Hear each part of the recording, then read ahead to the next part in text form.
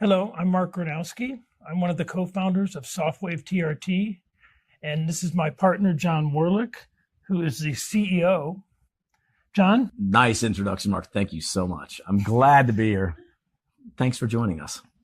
Yes. Tell me a little bit about how you got started together working. John Warlick and I have both worked at Dornier, the inventor of the first lithotripter, which uses sound waves to pulverize kidney stones. And ever since we started working with this technology, we've recognized all the indications, and it's an amazing technology. Everything goes back to Dornier Medical Systems. 1986, 1987, they came to the United States, formed a company. They were owned by Daimler-Benz, but they invented the kidney lithotripter. It was a $2 million machine that took up a room bigger than this to destroy kidney stones. Up till then, every kidney stone had to be removed surgically, which was, took 16, 18 weeks recovery. It was a very dangerous, expensive procedure. And they discovered just through aeronautical engineering, and that you can actually see the video out in the hall, but that won't play very well. But they discovered that shock waves were destroying the wings of their aircraft in supersonic flight during ice storms. And the people who did that, the leading edge was actually ellipsoidal shaped, and they noticed that an ice crystal would hit the leading edge and it would cause structural damage back in the wing. I think they lost 200 of these fighters out of a total of like 800 manufactured. And the engineers had to figure out what the problem was, and they realized that a shock wave was propagating from the surface of the wing back into the structure and causing damage. And light bulbs went off that said, that's a new phenomenon. How could we use that outside of warfare, but in medical science? And engineers came up with kidney stones. And then after 20 years of that being administered in the military, they were looking at a military weapon potentially. Yeah, Correct. for the longest time, they sat on this technology. They thought it would be useful in warfare. But then finally, when I guess they couldn't perfect it, they took it into healthcare. I guess you can make more in healthcare than you can in warfare. But so the engineers developed the shockwave device, and what they did was this big water bath technology that they invented in Germany. They brought it to the United States in 1987. As I said, it was a $2 million machine.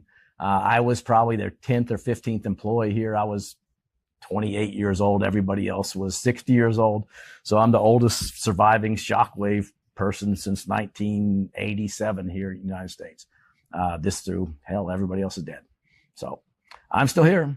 So is this the same technology as you were using back then? Yes, identical technology. And I guess the applications that became useful for us, kidney stones are a destructive mechanism of action. We were trying to destroy a kidney stone with very, very high energy focused shock waves. All the shock waves would come to a point, they would turn a kidney stone, a crystalline structure, into dust essentially, and you pass it in your urine. Yeah. But the devices were 10 times more powerful, and they were focused with an ellipsoidal reflector to a point. And the most important thing we hang our hat on is electrohydraulic.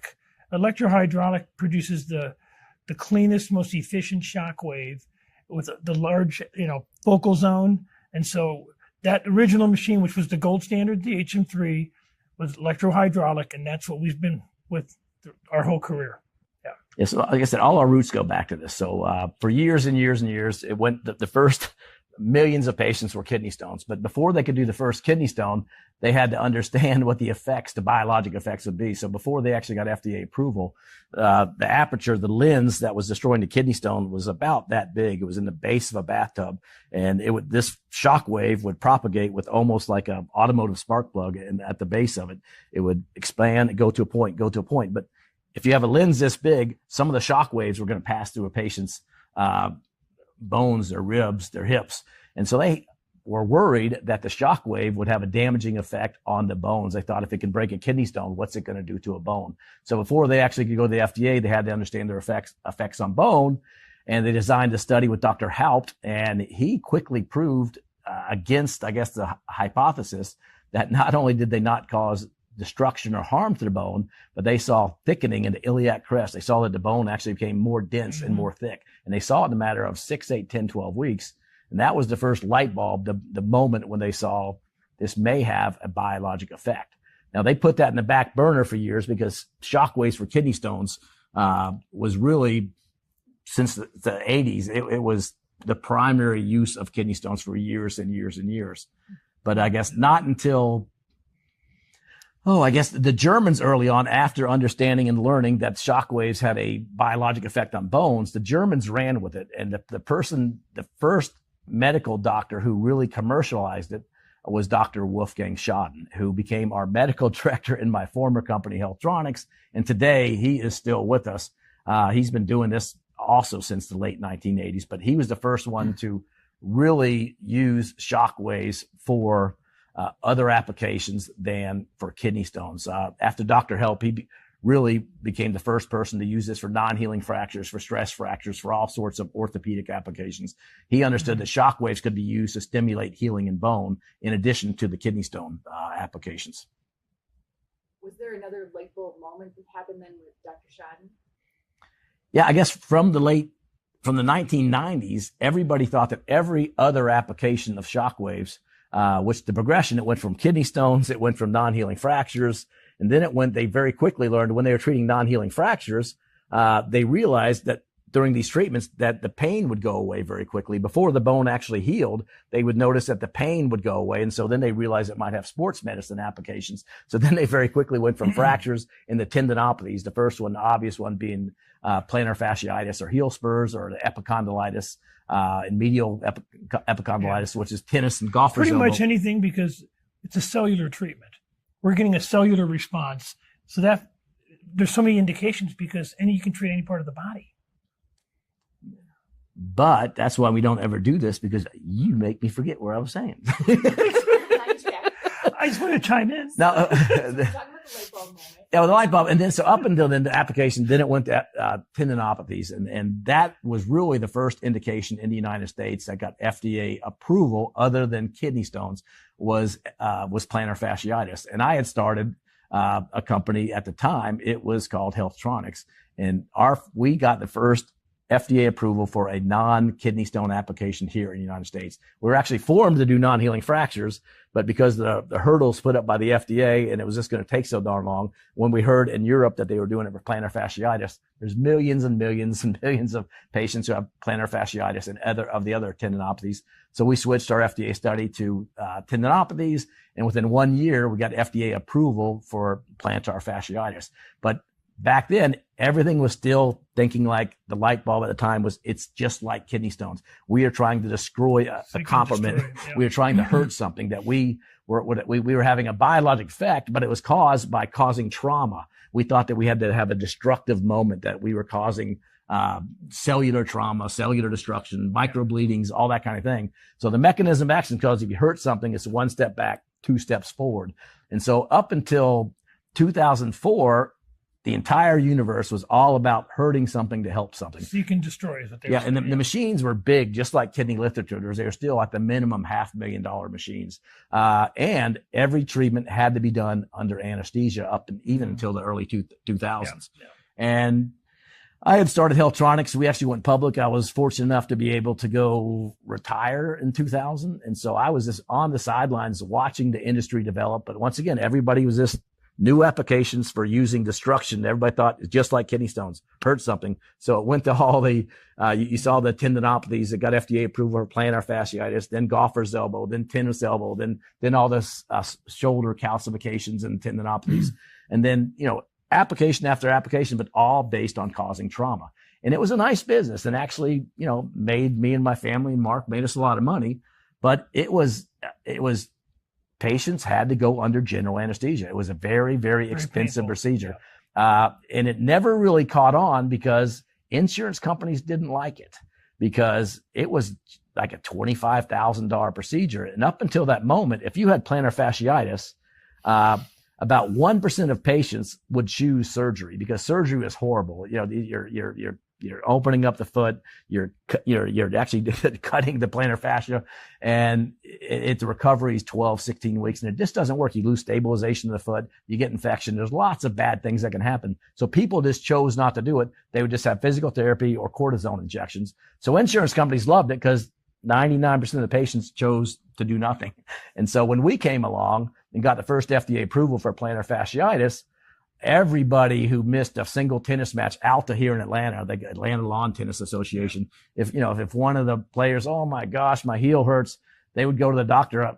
This looks great. I want a kidney stone treatment. It would be 20,000, They're getting a cortisone shot. Yeah. Yeah. That was the options. But now they had a non-surgical alternative that they all were choosing because it works so well. And so the insurance companies, literally, I saw it.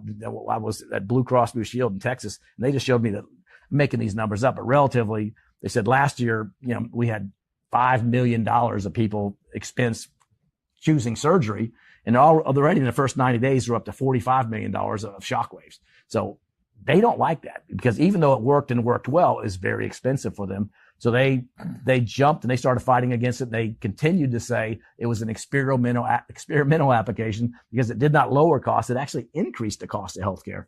So by then I had actually retired, gone off, was doing my own thing. But year after year after year, I was staying involved with the international shockwave societies, staying involved with friends of Wolfgang Schaden, and everything was going real well. Wolfgang Schaden called me and said, "You got to see this."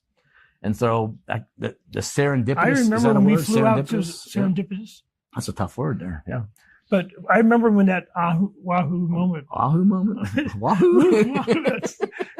But we were in Dr. Schaden's office in Vienna, Austria, and it all came together. And it's like, wait a minute, we don't have to destroy the tissue; we have to activate it.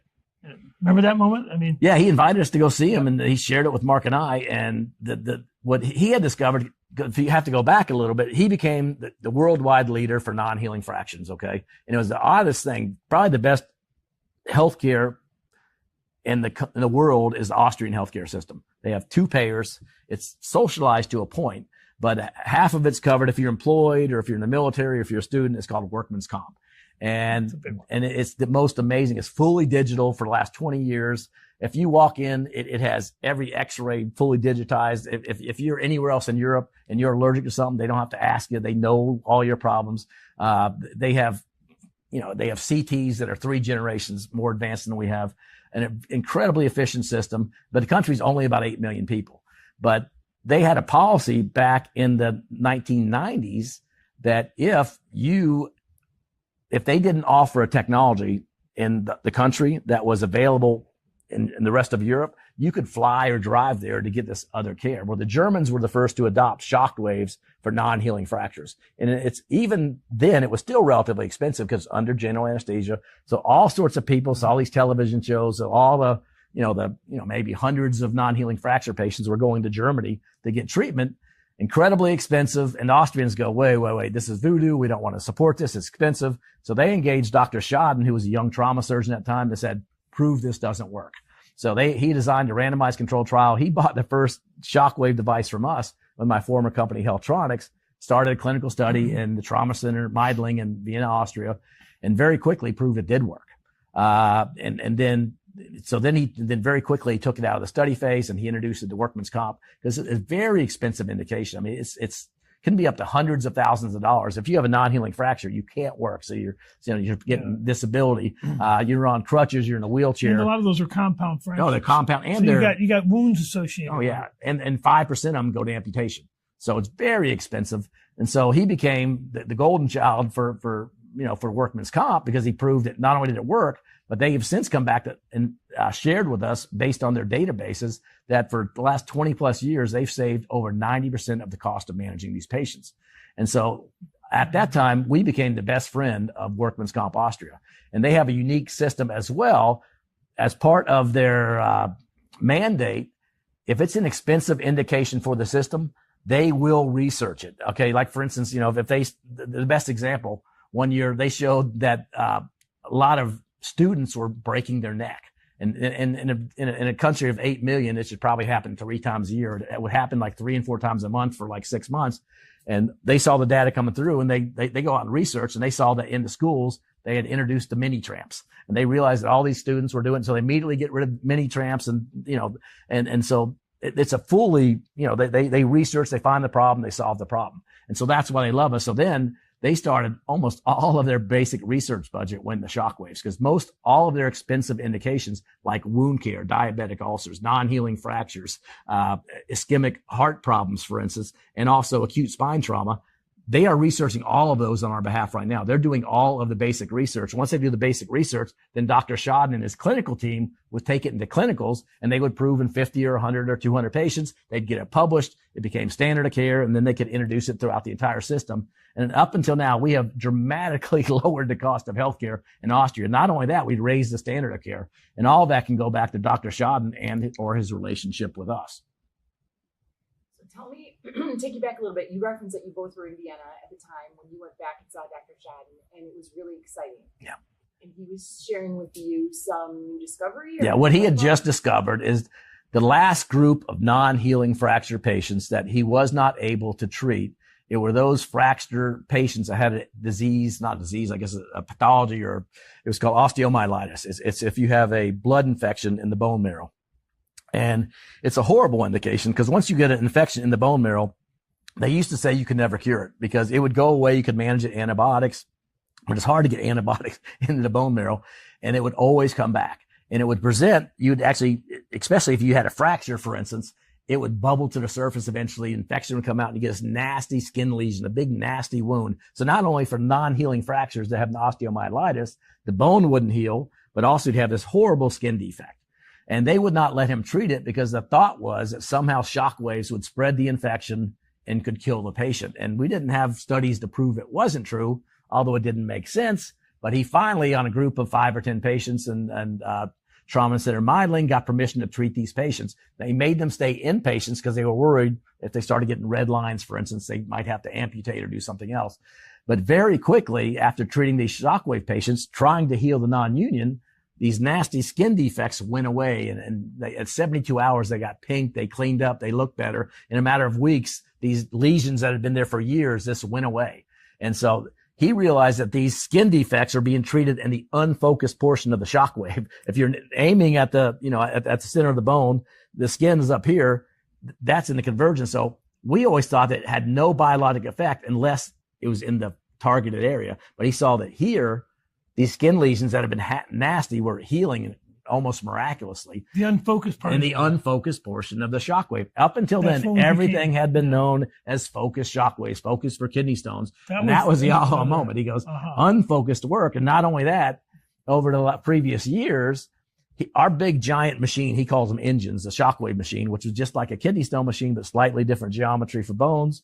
It would break very frequently. Okay. And so his protocol for treating these non-unit fractures was 12,000 shocks at the highest energy setting, because in his mind, he was trying to break bone. He was trying to cause, broken microfractures in bones. And when it broke, the machine would only go up to 1/3 of the level. Instead of 12,000 shocks, he could do 1,000 shocks.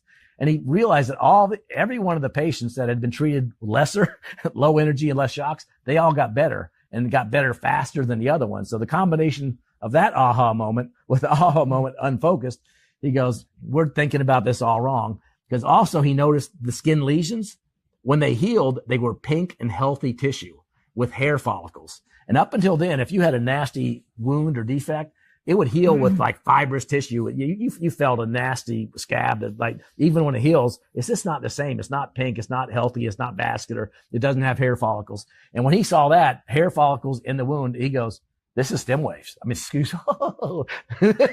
Cut! This is stem cells is the aha moment. Yeah. Damn, where was Tom back then, that bastard? But ever since then, we've been unfocused. And you can see we're still unfocused. Well, that was the beginning of the term unfocused, because at the time, the entire universe was focused shockwaves. He said, we got to start this over again. So he called me out of retirement. I called the whole gang together, everybody who'd been associated with the startup of Healthtronics and has since moved on. We brought them all back together, and we met at this most beautiful little village on the Rhine River, straight across from MTS on the other side of the Rhine River. And it was called Gottlieben, which means God loves. This was the birth of TRT, which was a predecessor company to Softwave. So there were about 12 of us. We all met. We had the MTS who made the machines. We knew of them for years and years. Wolfgang Schaden and his clinical team, they were invited. It's all the pioneers. All the pioneers. Mark and I came there, and we were, we were young. We were young and had hair, and we were skinny, and it was fun, but we had a great weekend. But we still, we had the dream and a vision, and all these people did different things. Other people had other jobs. Michael Rosemeisel was there, the attorney. So every skill set, you had to have manufacturing, you had to have legal, you had to have fundraising. Mark was he was able through his network of a lot of happy kidney stone partners. Yeah. Essentially, he took the sole responsibility for raising the money necessary. We came up with a budget of about $10 million because at the time we had a preliminary meeting with the FDA. They assured us that because the kidney stones had finally been reclassified from FDA approval, which is class 3, which only about 30 or 40 companies achieve each year, to class 2, which is much more reasonable. They told us we would be class 2, which means $1 million a year. It's not a big deal. And so we came up with a budget about $10 million. How in the heck can you spend $10 million? It was an impossibility, we thought. But brought the whole team together. We divvied up the company. We set goals, business plans, and formed this company called TRT, which was our predecessor company. But lo and behold, in 2007, when we finally submitted our first clinical data to the FDA for a 510K clearance, which was class 2, politics got involved. All of the big companies had used that 2 years while we were doing our clinical studies to lobby against the FDA. We walked in and say, here's our study. Where's our clearance? They said, oh, things have changed. You are now a class 3, which puts you at the highest level with, like I said, 30 or so. The entire world's healthcare system's trying to get PMAs, FDA approval. And of all those approvals, 99.9% are done by billion-dollar companies. So we were never had enough money to do that. We weren't capitalized. We didn't have time or talent. We did get FDA approval for a new lithotripsy we developed. Yeah, but that was FDA clearance because that was class 2. In our logic, if a kidney stone machine, which is 10 times more energy, aiming at an organ, a stone in an organ, is class 2, which means it's not dangerous. How could we be dangerous treating an extremity wound? It just made no sense. So it absolutely was politics. And the FDA essentially fought us from the year 2008 until 2018. Every year we take a meeting, we'd fight with them about how can we be class 3. And every year we lost a fight. And if it wasn't for Senator Mitch McConnell's chief of staff's daughter having a brain trauma, and one of our other founding, John Finney in Kentucky being friends with Mitch McConnell, and him being able to fix that daughter to a very off-labeled indication, Mitch McConnell saw that and goes, why isn't this everywhere? And we said, why not? And he made one phone call to the FDA, and about 90 days or 120 days later, we had our first FDA clearance in 2018. And all because of serendipity again, some senator's chief of staff's daughter having brain trauma, we still might not be here. And that was approved for activating connective tissue. So it was pretty general, but connective tissue is it turned out to be the best everything. Thing in the world because it's so vague. Literally, I asked them, they said, oh, you should for 10 years. Why didn't you ask for connective tissue activation? I go, what is connective tissue activation? They said, don't ask. It's anything. It's everything. It's whatever it is. How do you activate connective tissue? Don't ask. There's no way to activate. But so our first FDA clearance was connective tissue activation. Once you get the first one, the other ones are easy. Then we got chronic wounds. Then we got acute wounds, burns, diabetic ulcers. And then we went back and we updated our registrations to class 2 for pain, blood supply, and everything else. So now we have a 5, and we should be adding 1, 2, or 3 a year for the next number of years. But at all, the magic moment is when Wolfgang Schaden decided that you do not have to cause cellular trauma to have a biologic response. In fact, unfocused, low energy shock waves. And he invented, instead of going from the ellipsoid, our concept was come up with a paraboloid, a parabolic reflector, which instead of focusing to a point like ellipsoid, you now have parallel waves. And so now the same amount of energy discharged down here, if it goes to a point, it hurts. If it's spread over large areas, it doesn't hurt. So now we, through this discovery, knowing it was a biologic effect that did not have to cause trauma to have a biologic effect. It's the waves themselves putting shearing forces on the cell wall. That was the aha moment. And not only that, he discovered, and by looking at the wounds themselves becoming infection going away very quickly, he saw that effect. But then seeing the stem cell response to pink, healthy, original tissue with the hair follicles, back in 2005, we patented and understood that Softwave was actually causing a stem cell response. And everything comes from that moment here. Up until this day, everybody else still thinks you have to hurt something to help something. We discovered and patented that you don't have to hurt anything. It doesn't have to be painful. It doesn't have to be general anesthesia. So we have this huge advantage over any other company just because of the physics of that discovery of Dr. Wolfgang Schaden.